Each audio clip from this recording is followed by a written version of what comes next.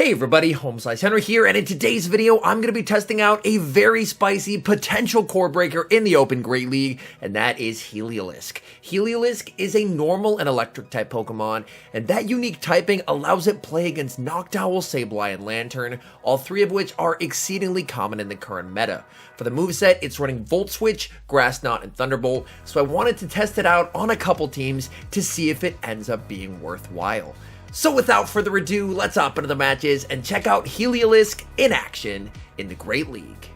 Hopping the first match, picking up a pretty decent lead, HELIOLISK into Shadow Walrein. My entire team beats Walrein, so I'm actually going to farm up some energy and then save switch into Cresselia. I want to check and see if my opponent has a response to his Psychic type in the back, and if they do, I want to bait it out. My opponent is going to send in Pidgeot, and I'm definitely happy to bait out the Pidgeot so that way my Metacham will not have to tangle with it in the endgame. Cresselia continues to farm, going for the Moonblast, and I'm able to get there as my opponent continues to farm. Moonblast is going to get them low. At this point, they're probably just full sending the Brave Bird to go for the KO here, and that's exactly what they're going to do. But that just gives HELIOLISK some energy. In the back, they have Metacham, and I'm going for the Thunderbolt. This will do a sizable chunk of damage if it lands, which it does. And now my Metacham is in a great position to close out this game. My opponent does have enough energy for a Psychic here. I commit the shield, and I get baited with an Ice Punch. Definitely not ideal. The good news for me, however, is that with the damage they've already taken, this is Ice Punch range. So I can just spam out Ice Punches, and I should be in a pretty nice spot here. I will commit the shield. Opponent is going to full send the Psychic. My opponent tries to go for an Ice Punch catch, and unfortunately, failing that, this game is now over. Psychic is going to get the shield. Shadow Walrein is going to fire their energy here. Walrein goes for the Earthquake. Metacham hangs on. In comes HELIOLISK. HELIOLISK gets the farm down. In comes the Metacham. HELIOLISK gets to the Thunderbolt. Thunderbolt will be taking care of the Metacham, and that is a good game. Moving into the next match, leading HELIOLISK into Lantern. This is a pretty decent matchup for HELIOLISK as I'm able to win it in the 1 shield and the 2 shield. They're going to strike first, going for the Surf. I'm going to let this through. Surf will do quite a bit of damage. HELIOLISK definitely not the tankiest. I'm going to farm up and go for the Grass Knot. This will come very close to KOing if it lands. Grass Knot, able to land, and I'm going to save switch into Cresselia to catch the Surf. My opponent is going to send in Noctowl, and I'm very happy to bait out the Flyer. Again, considering I do have that Metacham in the back, I'm going for the Moonblast. Moonblast is able to land onto the Noctowl. Noctowl will need to land 2 charge moves to KO here, as Cress is very tanky. Shadow Ball is going to get me low. Cress farming up, going for the Moonblast, but I lose CMP. Opponent not wanting to take any extra damage on the Noctowl. However, this sets up a very nice farm for my HELIOLISK. HELIOLISK is going to shield once and farm all the way down. This way I should leave with back-to-back Grass Knots, which can threaten whatever they have in the back. Opponent, their final Pokemon, it's a Stunfisk. I go for the Grass Knot, but they make a beautiful catch, catching the Grass Knot onto Lantern. Bad news for the Stunfisk, however. Despite that catch, they're going to have to deal with my Metacham. In comes the Metacham into the Stunfisk. Opponent sees the writing on the wall and concedes the match.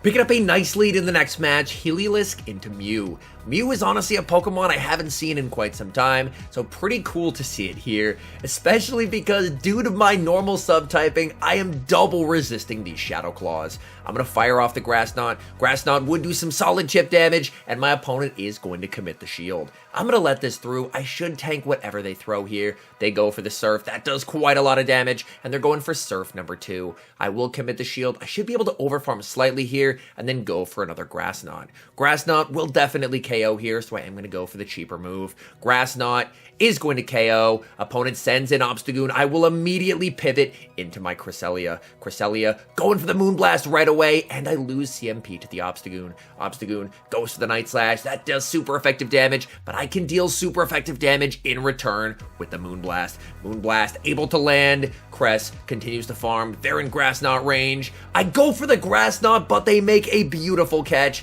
catching it onto their Noctowl. Very nicely done there. Unfortunately, my Heliolisk is pretty low, so I'm not too happy to see the Noctowl at this point of the match. I'm going for this Moonblast. Moonblast is able to land. I'm going to aggressively switch into the Heliolisk. I'm able to get some Volt Switch damage off, but at this point, I'm so low that I'm just going to let the Noctowl KO.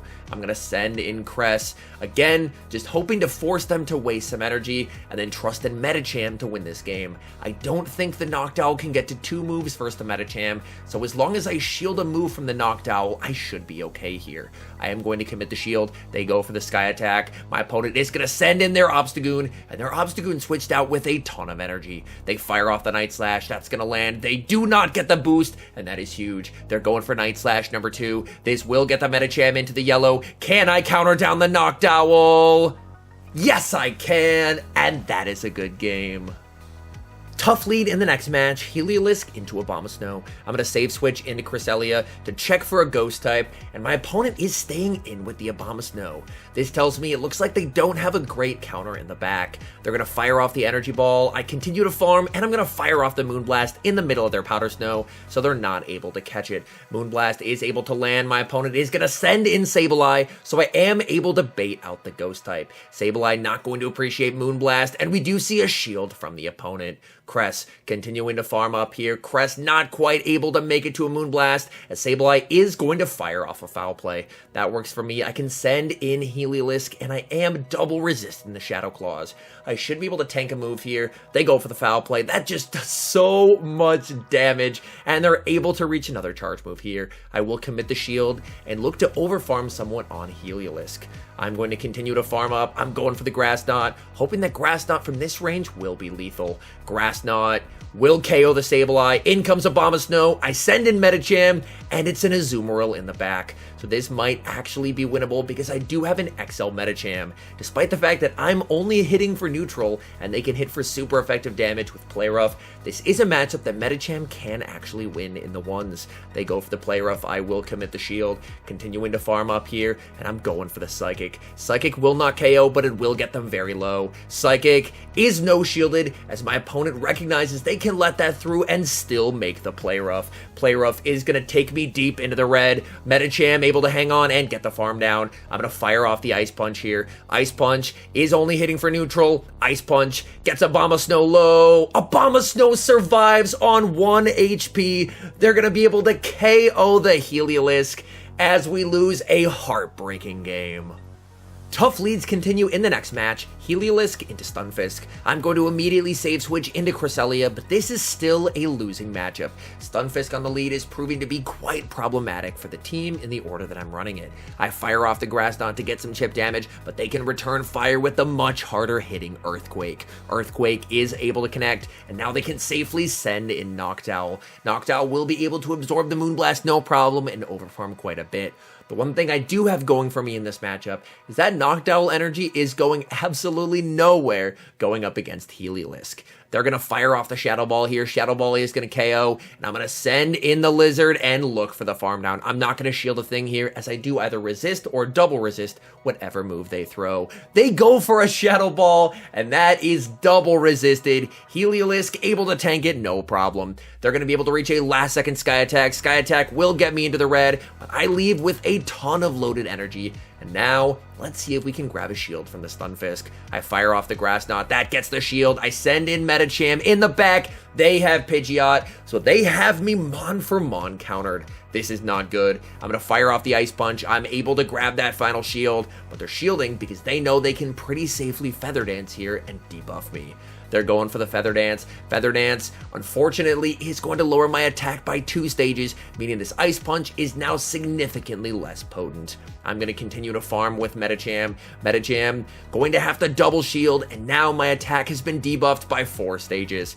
I'm going to farm up, go for the Ice Punch. Ice Punch, I believe, should be lethal, even though my attack is at -4. Ice Punch is able to KO. In comes the Stunfisk. Stunfisk going for the Rock Slide, hoping that's going to KO. It is not. I'm going to send in Heliolisk and go for the Grass Knot, and I have the Ice Punch stored. Grass Knot gets them low. Stunfisk farms down. Metacham, now that the debuff has been reset, is able to KO the Stunfisk with the Ice Punch and secure the victory.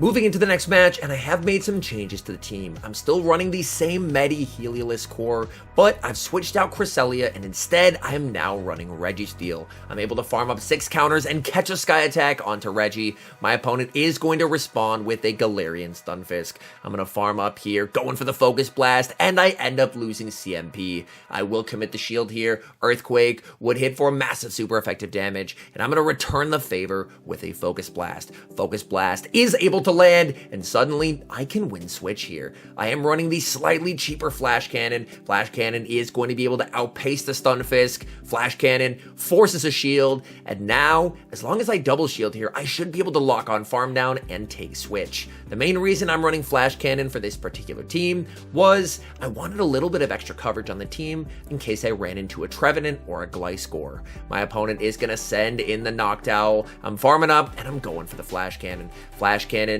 will definitely hurt here. It is only neutral, and my opponent commits the shield. I continue to farm, and I'm able to reach Flash Cannon number 2. Registeel putting in a ton of work in this matchup. Noctowl has farmed up a ton of energy. Too bad that energy is going absolutely nowhere versus my Heliolisk. In comes Heliolisk. Opponent is gonna send in Registeel, and I can bring back in the Metacham. I am not in Zap Cannon range, so this game should be over. I'm able to land the Psychic. I'm going to continue to farm. They're going for the Zap Cannon. They desperately need it to one-shot here, but as you're gonna see, Metacham tanks the Zap Cannon, and that is a good game.